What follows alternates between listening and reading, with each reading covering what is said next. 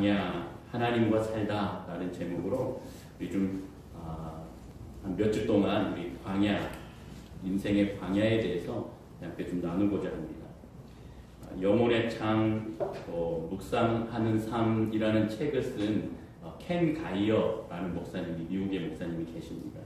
이 목사님이 목회를 하다가 자기는 이 글 쓰는 게 너무 좋았습니다. 그래서 글 쓰는 이 문서 선교를 좀 해야겠다. 그래서 이 모든 자기의 사역을 다 내려놓고, 그리고 자기는 오직 글만 쓰면서 그렇게 좀 하면 좋겠다, 그렇게 생각을 했습니다. 그래서 조용한 시골에 들어가기 위해서 이제 도시 생활을 다 정리합니다. 그리고 교회에다가도 사임, 이제 표명을 하고 사임을 하고, 또 그렇게 이제 모든 식구가 다 이제 시골로 들어가게 됩니다. 여러분, 그렇게 되니까 어떻게 됩니까? 연금도 없지요. 직장도 없는 것이죠. 이 보험, 말이 좋아 프리랜서지 뭐 아무것도 아닌 겁니다. 이 보험도 없습니다. 이 자기가 뭔가 수입이 있어야 보험을 내는데 아무것도 없는 신세가 되는 거죠. 자기가 그동안 썼던 작품들을 막 출판사에 보냅니다. 여러 곳에 보내지만 아무 소식이 없어요. 아무 소식이 없기 때문에 수입이 없는 겁니다. 그러니까 그동안에 어떻게 살아갑니까? 그동안에 모아두었던 그 돈을 가지고 이제 계속 가족들의 식비 및 자기 어떤 집을 유지하는 그러한 돈으로 쓰게 되는 거죠. 점점 이제 줄어가는 것입니다. 하루는 이렇게 이러한 삶을 보면서 생각을 한 것이죠. 내가 가는 이 길이 맞는가? 하나님이 기뻐하시는 일인 줄 알고 내가 그렇게 고백하고 하나님 앞에 이렇게 문서 선교 책을 쓰면서 많은 이들에게 선한 영향력을 좀 끼치면 좋겠다 하면서 열심히 기도하고 준비하고 그렇게 나아갔던 삶의 모습인데 왜 이렇게 힘들까? 왜 이 힘든 광야와 같은 이 생활을 왜 나는 선택하였을까? 또 하나님은 왜 거기에 나를 부르셨을까? 내가 이렇게 동분서주 뛰어다니며 노력하는데 아무 결과가 없구나 하는 그 모습을 보면서 마음속에 시간이 지나가면서 불안해지고 초조해지고 결국에 마음에는 하나님을 향한 분노가 막 일어나기 시작하는 것이죠. 여러분, 이렇게 가이오 목사는 시간이 지나갈수록 자기의 처량한 모습, 또 비참한 삶, 결국에는 이 처참함, 이 모습만 느낄 뿐 다른 것들은 느낄 수 없는 것입니다. 왜냐? 광야는 아무것도 할 수 없는 곳이라고 그는 보았기 때문입니다. 하나님은 왜 아무것도 할 수 없는 곳으로 나를 인도하셨을까? 그것을 그는 자기의 삶의 질문처럼 계속 하고 있는 것입니다. 오늘 저와 여러분도 그러한 어려움들을 만날 때에 힘듦의 문제 앞에서 우리가 그렇게 주님 앞에 고백하고 있지는 않으신지요? 이스라엘 백성이 하나님을 원망한 것도 이와 같습니다. 오늘 본문을 통해서 인생의 광야에 살게 하시는 그 하나님의 마음을 우리가 살펴보면서 내가 혼자가 아니구나, 하나님이 나와 함께 하시구나 하는 그 은혜를 함께 나누는 저와 여러분이 되기를 소망합니다. 여러분, 왜 하나님이 광야로 보내셨을까? 이 본문의 배경을 보면 이스라엘 백성들은 20장 1절에 보면 이제 그 홍해를 건넙니다. 그리고 홍해를 건너고 신광야에 들어갑니다. 우리 여러분, 신광야가 어떠한 모습인지 제가 사진을 한 3장 준비했습니다. 여기 보시면 이게 신광야입니다. 또 다음 장 보여주시고, 또 다음 장 한번 보여주시고, 2장만 나오네요. 이제 어찌되었던 이렇게 신광야의 모습입니다. 물이 있습니까? 그냥 사막입니다. 우리가 알고 있는 사막의 모습입니다. 이 신광야에 여러분 1절에 보니까 가데스로 하나님께서 백성들을 이끄십니다. 이 가데스는 히브리 말로 거룩한 샘이라고 합니다. 거룩한 샘이라고 하면 여러분 물이 있는 곳이죠. 샘이 있으니까 물이 있는 곳입니다. 사실 이 가데스는 바로 오아시스입니다. 여기에 물이 흐르는 샘이 4곳이나 있습니다. 그래서 여러분, 가데스의 사진도 준비했는데 한번 보시죠. 푸른 나무들이 있습니다. 여기가 가데스 바니아입니다. 그래서 이곳에는 바로 물이 있고 오아시스가 있기 때문에, 또 이곳에 4곳에서 물이 나오기 때문에 1년 360을 계속 물이 흐르는 곳입니다. 그런데 어찌되었던 영문인지는 모르겠지만 물이 다 말라버린 거예요. 가데스로 하나님이 인도하셨는데 회중이 다 돌아보니까 물이 없는 곳이 되었습니다. 물이 말라버렸습니다. 그 이유는 성경에 기록되어 있지 않습니다. 어찌되었든 이 말라버린 물을 보면서 이 오아시스는 바로 생명과 직결되는 것 아니겠습니까? 이스라엘 백성들이 불만과 원망의 이유가 시작이 되어집니다. 우리 본문 4절을 함께 보겠습니다. 4절 같이 읽습니다. 시작. 너희가 어찌하여 여호와의 회중을 이 광야로 인도하여 우리와 우리 짐승이 다 여기서 죽게 하느냐. 아멘. 여러분, 죽지도 않았는데 죽게 하였다라고 하는 겁니다. 왜 그렇습니까? 일단 물이 없는 것을 보면서 자기들이 죽게 되었다라고 얘기하는 것이죠. 이것을 모세를 불러놓고 모세를 향하여 그들은 진심으로 왜 우리를 이 사지로 데려왔느냐라고 얘기합니다. 그런데 사실 여러분, 모세를 향해서 하는 이야기지만 이 모세를 세우신 분이 누구십니까? 하나님입니다. 하나님 앞에 이들은 대항적으로 얘기하는 겁니다. 하나님 앞에 물어보는 겁니다. 의심하며 왜 우리를 이 사지로 데려왔습니까? 하나님! 이렇게 얘기하는 것이죠. 하나님은 하나님의 뜻은 무엇이었습니까? 물론 사막에 가서 고난도 또 그런 역경도 어려움이 있겠지만 하나님의 백성으로 거듭나는 것을 하나님은 원하셨던 것입니다. 그리고 그런 어려움 가운데 또 믿음에 일어나는 여러 가지 아픔 때문도 있겠지만 이 믿음의 선한 싸움을 통하여서 이스라엘이 믿음 가운데 성장하기를 원하셨습니다. 그런데 그 뜻과는 너무나 판이하게 다른 모습으로 이스라엘 백성들이 하나님 앞에 삿대질하면서 불신앙으로 불순종으로 주님 앞에 나오는 죄악된 본성의 모습들을 말하고 있는 것입니다. 하나님, 당신께 실망했습니다. 차라리 애굽에서 죽이시지. 애굽에서 그 사람들을 죽일 때 차라리 우리를 죽이시지. 왜 이 사지로 몰아넣어서 힘들게 하십니까? 여러분, 그렇게 이야기했던 이 이스라엘의 모습들을 보며 우리 또한 우리가 이 세상을 살아가면서 주님 앞에 그렇게 고백하지는 않았는지요? 말로, 행동으로, 생각으로. 하나님, 주님 믿으면 좋을 줄 알았는데, 잘 살 줄 알았는데, 복과 은혜를 주신다 하였는데, 하나님 이게 뭡니까? 왜 자꾸 몸은 아파하고, 왜 가족들은 아파하고, 왜 믿음 가운데 나는 믿었는데 왜 가족들은 또 믿지 아니하고, 왜 핍박하고 어렵게 하십니까? 이런 등등의 여러 가지 우리의 삶의 문제를 보며 하나님께 실망했다고, 하나님 왜 나를 힘들게 하냐고, 왜 나를 죽게 하냐고 그렇게 부르짖는 우리의 모습들이 혹 있지는 않은지요. 여러분, 그러한 모습이 더 크게 달았습니다. 5절입니다. 우리 5절도 함께 읽어봅니다. 시작. 너희가 어찌하여 우리를 애굽에서 나오게 하여 이 나쁜 곳으로 인도하였느냐. 이곳에는 파종할 곳이 없고 무화과도 없고 포도도 없고 석류도 없고 마실 물도 없도다. 아멘. 그렇습니다.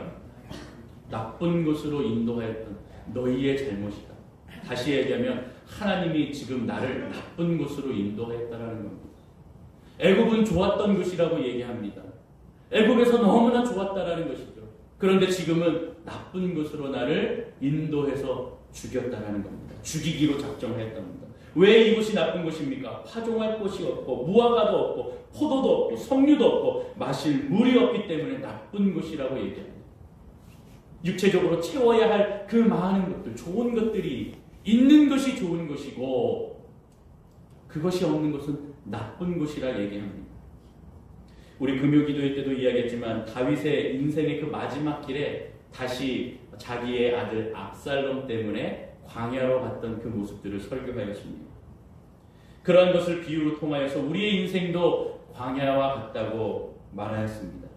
여러분, 오늘 제목도 인생의 그 광야, 하나님과 함께 사는 것을 주제로 삼고 이야기를 하고 있는데요. 그렇습니다. 지금 우리가 사는 이 땅은 인생의 광야와 같습니다. 광야는 밭이 없습니다. 아까 사진에 보았듯이 밭이 자라지 않습니다. 밭이 없습니다. 읽을 수 없습니다. 씨앗을 뿌려도 자라지 않습니다. 모종할 수가 없습니다. 먹을 것도 없습니다. 마실 물도 없습니다. 입을 옷도 없습니다. 아무것도 없습니다. 5절의 고백처럼 아무것도 없다 하는 것이 그들의 모습이었던 것입니다.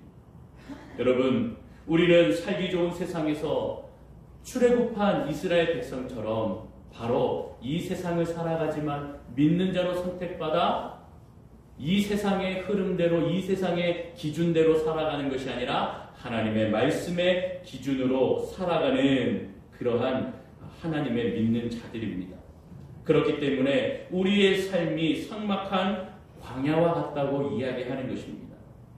세상의 것들을 따르면 즐겁게 살 수 있습니다. 그렇죠? 많이 즐거울 수 있습니다. 쾌락을 즐기고 사람들을 짓밟고 나만 아니면 된다는 식으로 살아가면 됩니다. 부정하며 살아가면 됩니다. 부패하며 살아가면 됩니다. 수단과 방법을 가리지 않고 저 사람을 밟고 내가 일어서면 됩니다. 그렇게 말하면 세상적인 성공을 살 수 있다라고 그렇게 많이들 이야기하죠. 그것이 지금의 세상이라고 말하고 있는 것입니다. 하지만 하나님은 저와 여러분들을 선택하셔서 부르셨습니다. 자녀로 부르신 줄로 믿습니다. 구원받을 자녀로 부르셨습니다. 뭔가 다른 존재라고 이야기하십니다. 다른 삶의 방식을 살아가라 얘기합니다. 저와 여러분들은 지금 서 있는 곳이 여러분 우리는 여기가 출애굽한 곳이구나. 여기가 레위기, 민수기, 신명기와 같은 이곳이 바로 이 세상이 그러한 무대에 저와 여러분들이 서 있다. 이렇게 믿으시면 되는 겁니다. 그렇게 예수님만 믿고 살아가는 겁니다. 예수 믿고 세상을 버리고 인도함 받아 살아가는 겁니다. 그런데 그렇게 나와보니 가도 끝이 없는 광야이고 살아나가는 것이 죽음뿐인 광야라고 하는 것입니다. 아무것도 없는 것입니다. 참 너무하네. 참 너무하시네. 이렇게 생각이 들 때가 있습니다. 여러분, 인간의 눈으로 이 광야를 보니까 아무것도 없는 것입니다. 그러나 광야에 있는 것이 딱 하나 있습니다. 무엇입니까? 우리 따라합니다. 하나님. 여호와 하나님이 우리와 함께 하십니다. 믿으십니까? 우리가 산을 가도 바다를 가도 직장을 가고 학교를 가고 군대를 가도 집을 떠나 어디를 가도 그것이 광야라도 하나님은 우리와 함께 하시는 줄로 믿습니다. 마태복음 28장 20절을 우리 함께 보기를 원하는데요. 여기에 하나님이 우리와 함께 하신다는 약속, 언약의 약속의 말씀이 기록되어 있습니다. 우리 같이 읽습니다. 시작. 내가 너희에게 분부한 모든 것을 가르쳐 지키게 하라. 볼지어다 내가 세상 끝날까지 너희와 항상 함께 있으리라 하시니라. 아멘. 하나님의 약속입니다. 믿으십니까? 하나님의 언약입니다. 이 언약의 말씀이 우리 안에 계셔서 여러분 함께 하시는 겁니다. 그래서 이스라엘 민족이 아까 그 신광야와 같은 광야길에 살지만 죽을 것만 같은 그 광야에 살지만 40년 동안 살 수 있었던 것입니다. 믿으십니까? 40년 동안 굶어본 적이 없습니다. 물이 필요하면 오아시스로 인도하셨습니다. 오아시스가 없으면 바위를 쳐서 물이 나오게 하셨고 샘이 나오게 하셨습니다. 사막의 뜨거운 모래길에서 그 샌들을 신고 걷는 그 길 가운데에 하나님께서 그 신발이 닳지 않도록 인도하셨다고 분명히 얘기하고 있습니다. 하나님께서는 광야에서 그 이스라엘 민족을 안으시고 사랑하셨습니다. 신명기 1장 31절 거기서 바로 모세가 고백하고 있는 것입니다. 우리 신명기 1장 31절 같이 읽어봅니다. 시작. 광야에서도 너희가 강하였거니와 사람이 자기의 아들을 아는 것 같이 너희 하나님 여호와께서 너희가 걸어온 길에서 너희를 안으사 이곳까지 이르게 하셨느니라. 아멘. 광야에서도 우리 인생의 광야에서도 너희를 안으실 줄로 믿습니다. 여호와께서 너희가 걸어온 길에서 너희를 안으신다. 우리를 약속하시고 말씀하시는 겁니다. 저와 여러분들이 주님께서 저와 여러분들을 안고 계십니다. 믿으십니까? 그것을 매일 체험하고 계십니까? 매일 느끼고 계십니까? 매일 그렇게 주님을 사랑한다 고백하고 계십니까? 그것을 느끼고 고백하는 저와 여러분들의 고백이 되기를 소망합니다. 삶 가운데의 그런 고백, 주님을 바라봐야 됩니다. 인간의 눈으로 보면 아무것도 없는 것이고 내가 할 수 없는 그러한 인생의 모습이지만 하나님이 계시고 하나님의 말씀으로 살아가는 자들에게 주님께서 오늘도 약속하시고 말씀하십니다. 내가 너희와 함께하고 그 광야에서 너희가 걸어온 그 길에서 내가 너희를 안고 있다. 할렐루야. 우리를 안으시는 그 주님을 온전히 바라보며 믿음 가운데 서시는 저와 여러분들의 모습이 되기를 소망합니다. 여러분, 우리의 최종 목적지가 어디입니까? 최종 가나안이 어디입니까? 이스라엘 민족의 최종 목적지는 가나안이었습니다. 자, 그렇다면 우리의 인생의 최종 목적지인 가나안은 어디입니까? 그렇습니다. 바로 하늘나라. 하늘나라, 주님의 나라가 우리의 최종 목적지입니다. 그래서 예수님께서 그곳을 우리를 위해 미리 초소를 예비하러, 거처를 예비하러 가셨다라고 얘기하며 내가 다시 올 때에 그 예비한 곳으로 내가 너희를 인도하겠다 또한 약속해 주십니다. 요한복음 14장 2절과 3절에 기록되어 있는데요. 우리 같이 한번 읽어보겠습니다. 시작. 내 아버지 집에 거할 것이 많도다. 그렇지 않으면 너희에게 일렀으리라. 내가 너희를 위하여 거처를 예비하러 가노니 가서 너희를 위하여 거처를 예비하면 내가 다시 와서 너희를 내게로 영접하여 나 있는 곳에 너희도 있게 하리라. 아멘. 내가 너희를 영접하여 너희를 내 마음 가운데 안으며 내 삶 가운데 안아서 우리의 최종 목적지인 하늘나라에 그렇게 내가 너희를 인도하겠다. 우리의 최종 목적지는 여러분 하늘나라입니다. 하나님의 약속, 예수 그리스도의 이 약속의 말씀을 우리는 결코 잊어서는 아니 되는 것입니다. 결국 세상에 믿는 자나 안 믿는 자나 다 광야의 길을 걷는 것입니다. 하나님의 말씀을 듣고 우리는 그 광야에서, 그 인생의 광야에서 나와 하나님을 믿는 믿음의 삶을 살아가는 것입니다. 여전히 세상 사람들은 하나님의 음성을 듣지 못하고 자기들이 언제 죽을지도 모르고 그렇게 세상적인 쾌락과 죄악 가운데에 살아가는 것이지 결코 그들의 삶을 부러워해서는 안 되는 것입니다. 모두가 다 광야의 길을 살아가는 겁니다. 믿는 자나 믿지 않는 자나 다 광야의 길 가운데 있는 겁니다. 그러나 저와 여러분들은 가나안에 들어가는 삶을 살아가도록 노력해야 하는 것입니다.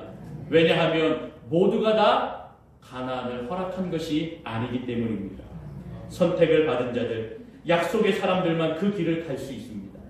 여러분, 그러기 때문에 그것이 은혜라고 하는 것입니다.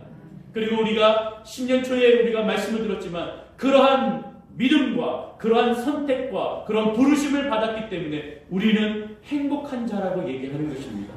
저와 여러분들이 그런 행복 가운데에, 그 은혜 가운데에 서기를 바랍니다. 인생을 살다 보면 꼭 사막길만 있는 것이 아닙니다.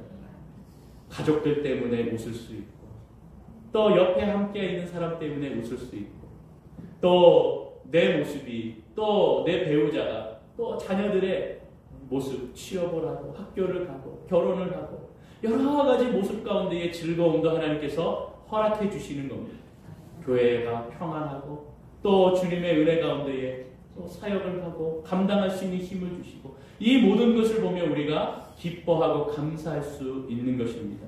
여러분, 그러한 모습을 통하여 우리는 행복을 느낄 수 있고 하나님이 나와 우리와 함께 하심을 느끼며 나아갈 수 있는 것입니다. 이제 결론을 맺겠습니다. 우리의 목적지는 가나안, 즉 천국입니다. 그러기 위해서 광야를 건너야 합니다. 광야는 반드시 지나야 됩니다. 그리고 계속 지나가는 삶의 과정인 것입니다. 저와 여러분들이 살아가는 이 과정은 광야와 같지만 반드시 거쳐야 하고 반드시 건너야 하는 그러한 길이라고 하는 사실을 잊지 마시기를 바랍니다. 그러나 그 곳을 우리는 지나기는 사실은 힘들지요, 싫지요, 어렵지요. 그러나 그 길을 걸어갈 때 하나님께서 오아시스를 만나게 하시고, 물이 없을 때 물이 나게 하시고, 풍성한 곡식을 주시고, 화려한 옷은 아니지만 또한 입을 수 있는 것, 또 우리가 화려한 집은 아니지만 우리가 거할 수 있는 것도 주실 줄로 믿습니다. 이 약속의 땅을 가려면 반드시 광야를 통과해야 하는 것입니다.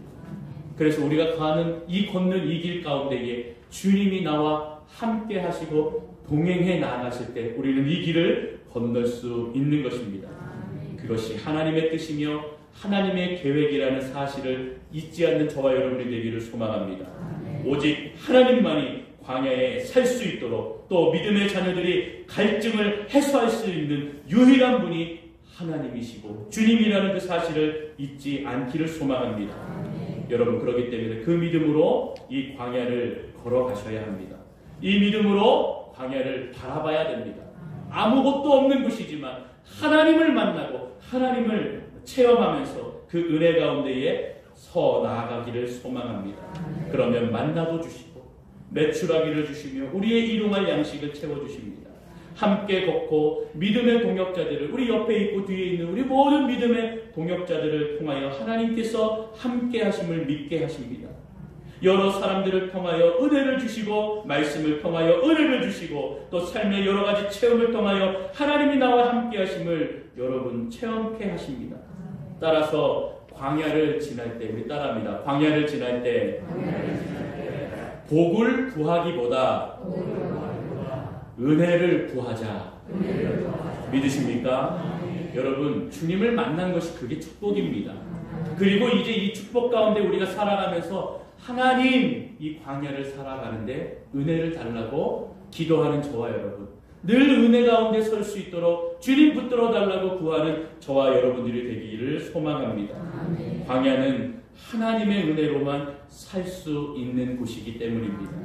그 하나님을 만나는 것, 그것이 축복이고 그 하나님과 동행하는 것이 바로 은혜이고 그 은혜를 누리는 그 성도가 행복한 성도임을 믿습니다.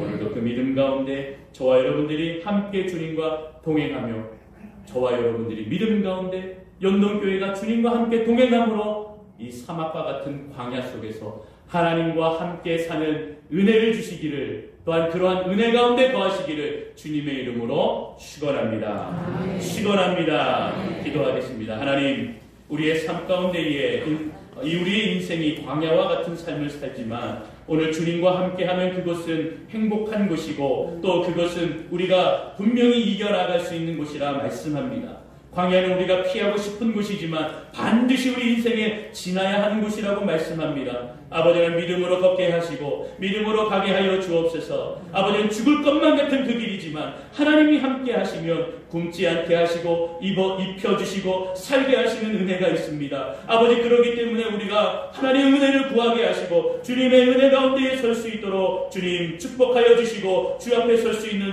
믿음과 마음을 허락하여 주시옵소서. 감사를 드리며 거룩하신 예수님의 이름으로 기도 올리옵나이다. 아멘.